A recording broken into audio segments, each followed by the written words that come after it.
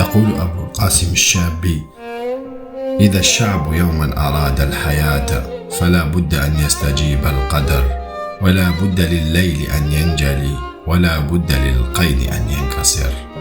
ومن لم يعانقه شوق الحياة تبخر في جوها واندثر، فويل لمن لم تشقه الحياة من صفعة العدم المنتصر.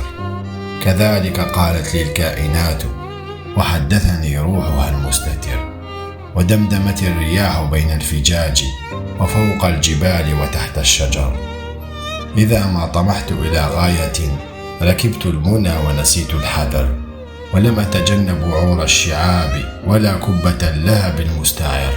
ومن لا يحب صعود الجبال يعش أبد الدهر بين الحفر.